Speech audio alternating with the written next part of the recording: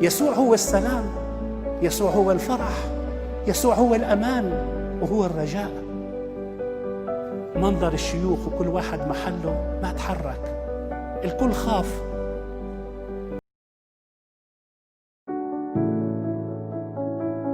صار زلزال في السبعينيات، إذا بتذكر مزبوط، من الآباء كانوا في الجبل وفجأة كانوا في الليل في سهرانية، وكان في هاي السهرانية كمان القديس بايسيوس. أحد الآباء بنقل منظر رهيب وبحب أنقله لإلكم. فجأة وهن في الكنيسة في السهرانية في الليل زلزال، التريات تهتز تسقط على الأرض، الكل الموجودين في الكنيسة خرجوا برا، الكل خايف ويصرخ.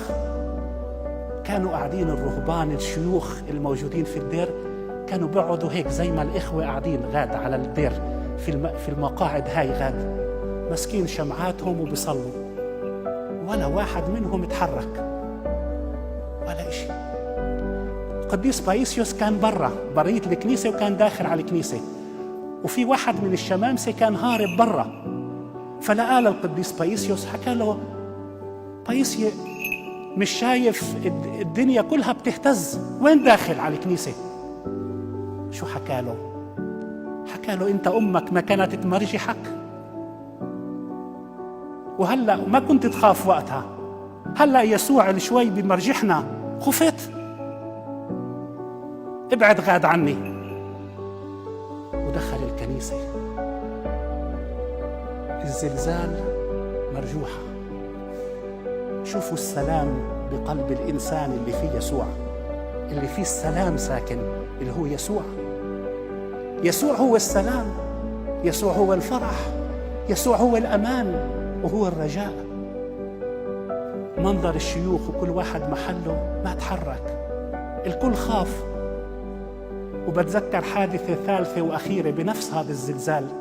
كان راهب موجود بثسالونيكي، كل مدينة ثسالونيكي طلعت على الشارع، هو طلع وقعد على البلكون، دقوا عليه.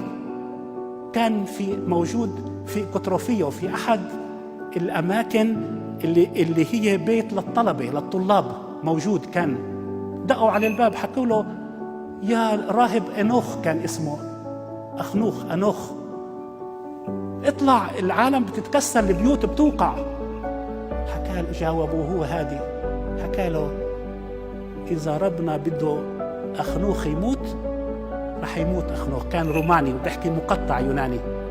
حكى له: إذا ربنا بده أخنوخ يموت رح يموت، إذا ربنا ما بده أخنوخ يموت مش رح يموت.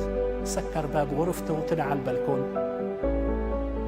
هدول حكيت لكم هاي حتى ما نخاف، حتى نخلي بداخلنا يسوع اللي هو مصدر السلام.